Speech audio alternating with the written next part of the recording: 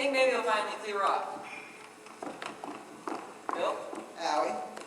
Morning, Miss Gibbs. Good morning, Howie.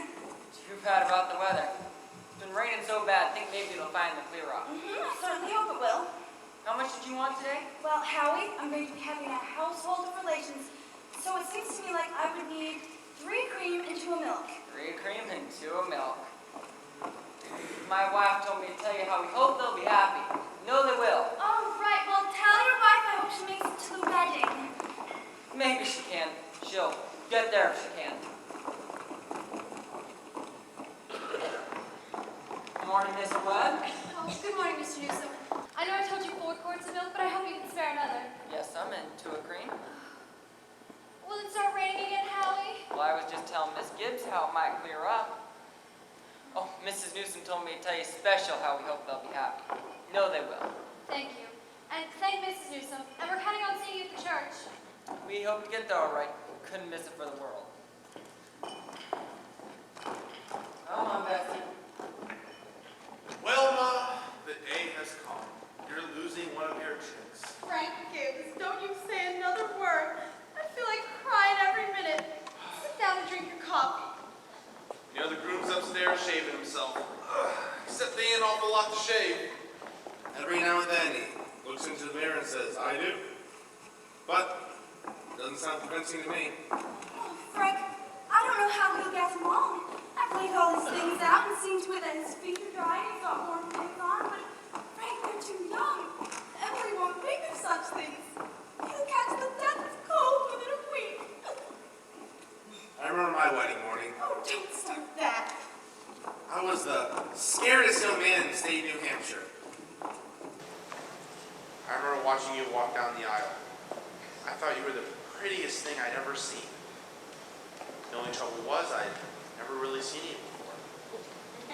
There I was, standing in the Congregational Church, marrying a total stranger. Frank, weddings are perfectly awful things. Farces, that's what they are. Here, I made you something. Why, Julia Hershey, French toast. Well, it ain't hard to make, and I had to do something. How'd you sleep last night, Julia? Well, I heard an awful lot and the hour struck off. Yeah? You know, I get an awful shock every time I think of George, setting out to be a family man. That great gangly thing.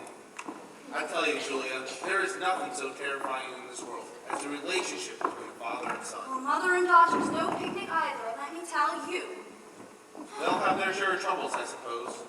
But that's none of our business. Everyone has the right to their own troubles. Yeah, people are meant to live in this world 2 by 2. Hey, natural to be lonesome. You know, Julia, you know I was most scared of when I married you?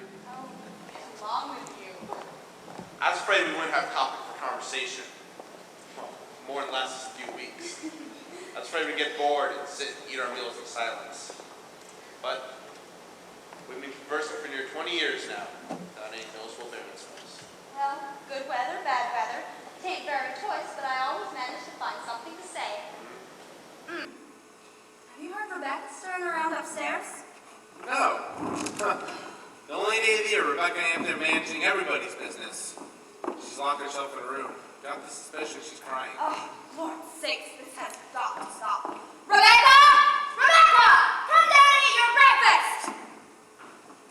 Morning, everyone. Only 4 more hours to live. George, where do you think you're going? Just stepping across the grass to see my girl. Now, George, you put on your rubbers. It's been raining torrents. See, Mom, it's just a step. George, you will catch the death of cold and cough all through that sermon. George, do as your mother tells you. Now, from tomorrow on, you can kill yourself in all weathers, but while you're living in my house, you'll live wisely, thank you. Perhaps Mrs. Webb isn't used to callers at 7 in the morning. Here, take some coffee. Be back in a minute.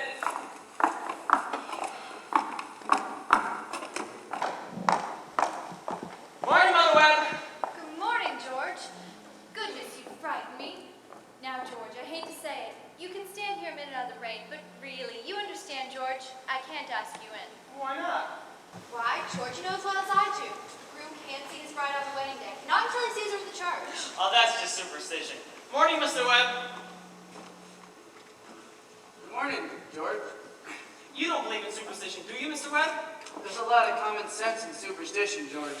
Millions have followed it, George, and don't you be the first to fly in the face of custom. How's Emily? She hasn't waked up yet. Haven't heard a sound out of her. Emily's asleep? Well, no wonder. We were up till all hours sewing and packing. Now, I'll tell you what I'll do, George. You sit down here a minute with Mr. Webb and drink this cup of coffee, and I'll run upstairs and see she don't come down and surprise you. There's some bacon, too. But don't be long about it.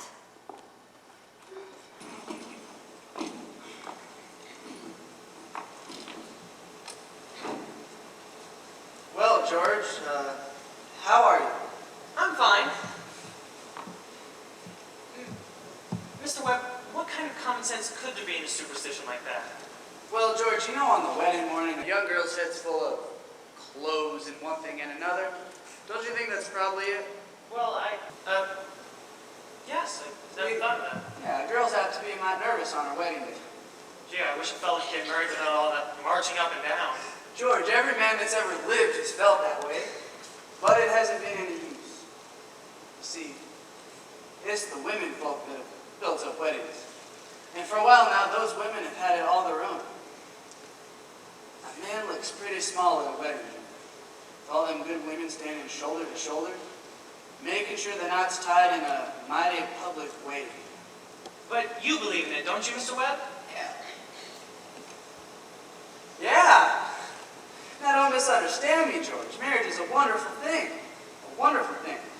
Don't you forget that. No, sir. Mr. Webb, how old were you when you got married? Well, you see, I'd been away to college, and I'd taken some time to get settled. But Mrs. Webb wasn't much older than what Emily is. My age hasn't got much to do with it, George, compared with other. What were you going to say, Mr. Webb? Oh, I don't know. Was I going to say something? George, I was remembering the other night the advice my father gave me when I got married. Yeah, he said, Charles, he said, start right off showing who's boss. Best thing to do is to give an order about something, even if it don't make sense. Just so she'll learn to obey. And then he said, if anything about her irritates you, her conversation or anything, get right up and leave the house. That'll make it clear to her. And then, never let your wife know about how much money you have. Never. Well, I couldn't exactly. So, I took the opposite of his advice, and I've been happy ever since. So let that be a lesson to you. Never to ask advice of anybody on personal matters. Hey, are you gonna raise chickens on your farm? What? Are you raising chickens on your farm? Yes, I mean, Uncle Luke never really looked into chickens, but I've been figuring on reading up on them. See, George, a book came into my office on the philo system of raising chickens. I sure wish you'd read it. See, I'm thinking of beginning in a small way myself in the backyard, by this incubator. Charles Webb, are you talking about that incubator again? I thought you two would be talking about things worthwhile. Well, Myrtle, if you want to give the boys some good advice, I'll go upstairs. George, Emily's got to come down and eat her breakfast. She said you were love, but she doesn't want to lay eyes on you. Bye. Goodbye.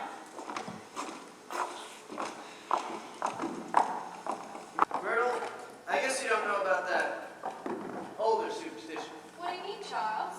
Since the caveman, no bridegroom shall see his father-in-law on the day of the wedding or near it. Now remember that. Thank you very much, Mr. and Mrs. Webb. Now, I have to interrupt again here. You see, you want to know how all this began. This wedding. You know, this plan to spend a lifetime together. I'm awfully interested in how big things like that begin. You know how it is. You're 21 or 22 and you make some decisions. Then wish you're 70. You've been a lawyer for 50 years.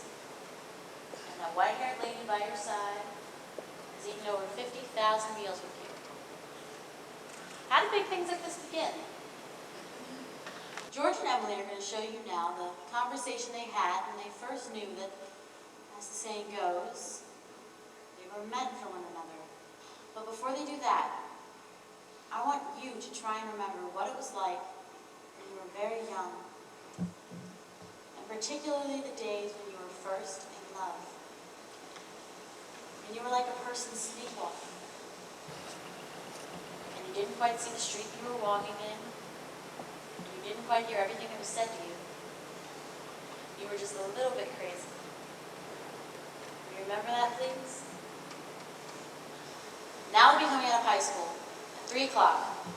George has just been elected president of his senior class. And as this is June, this means he will be president all next year. And Emily has just been elected secretary and treasurer.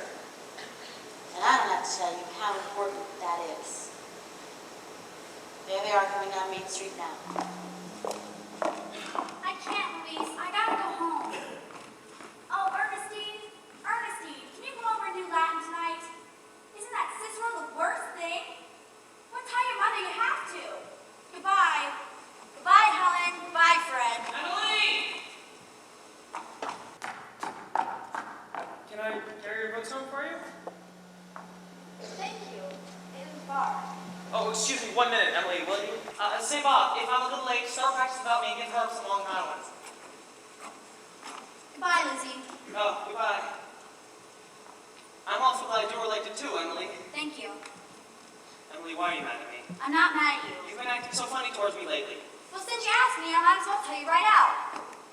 Goodbye, Miss Corcoran. Goodbye, Miss Corcoran. What is it?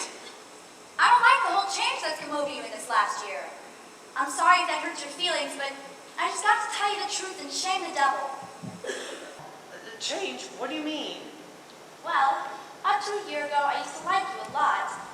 I used to watch you while you did everything, because we'd been friends for so long. And then you began spending all your time at baseball, and you never stopped to speak to anybody anymore. Not really to speak, George. Not even to your own family you didn't. And George, it's a fact. Ever since you became elected captain, you got awful stuck up and conceited, and all the girls are saying so. And it hurts me to hear them say it, but I gotta agree with them because it's true. Gee, Emily, I didn't think that such a thing was happening to me. I mean, I guess it's hard for a fellow not to have some faults creep into his character. Well, I always expect a man to be perfect, and I think he should be. Oh, I don't think it's possible to be perfect, Emily. Well, my father's perfect, and as far as I can see, your father's perfect. There's no reason on earth why you shouldn't be too. Well, I feel it's the other way around, that men aren't naturally good, but girls are. Well, it's not as easy for girls to be as perfect as men, because we girls are more nervous. And I'm sorry I said all that about you. I don't know what made me say it. Emily, No. Now I can see it's not the truth at all, George. It doesn't even seem important anyway. Emily, would you like an ice cream soda or something before you go home? I would, thank you. Hello, Stu. Afternoon, Miss Slocum. Hello, George. Hello, Emily. What do you have? Why, Emily Webb, what have you been crying about? She got an awful scare, Miss Morgan. The hardware store wagon almost ran her over. I mean, everyone says Tom Huckins drives like a crazy man. Here, Emily. A good drink of water. I tell you, you gotta look both ways before crossing Main Street these days. There you are. What do you have? I'll have a strawberry frosting. No, have a soda with me. 2 strawberry ice cream sodas, Miss Morgan. Strawberry ice cream sodas. Yes, sir. Yes, sir. I want to tell you, there are 225 horses at Grover's Corners this minute I'm talking to you. State inspector was in here yesterday, and now they're bringing in these automobiles. I don't know. Best thing to do is just stay inside. Why, I remember when dogs used to lay in the street all day and nothing ever come to disturb them. There you are. Yes, Miss Ellis, I'll be with you in a minute. What do you have? They're so expensive. No, don't think of that. We're celebrating our election. And you know what else I'm celebrating? No. I'm celebrating because I've got a friend who tells me all the things that ought to be told me. George, please don't think of that. I don't know what made me say it. Emily, I'm glad you spoke to me like you did, but you'll see. I'm going to change so quick that I'm going to change. And Emily, I want to ask you a favor. What? If I go away to State Agricultural College next year, would you write me a letter once in a while? I certainly will. George. It certainly seems like being away for 3 years, you might get out of touch with things. The letters from Grover's Corners might not be so interesting after a while. Grover's Corners isn't a very important place when you think of all New Hampshire, but I think it's a very nice town. The day wouldn't come when I wouldn't want to know everything about our town. I know that's true. Emily, Well, I'll try to make my letters interesting. you know, Emily, whenever I meet a farmer, I ask him if he thinks it's a good idea to go to agricultural school to be a good farmer. Why, George? Yeah, and some of them even say it's a waste of time. I mean, you can get all that stuff anyways in the pamphlets the government sends out. And my Uncle Luke's getting old. I mean, he's about ready for me to start taking over the farm tomorrow, if I could. My. Like you said, being gone other places, meeting other people. If anything like that can happen, I don't want to go. I'll bet new people probably aren't any better than old ones, that they almost never are. Emily, I figure as good friends I've got, I don't need to go and meet the people in other towns. But George, maybe it's very important for you to go and learn about all that. About cattle judging and soils and those things. Of course, I don't know.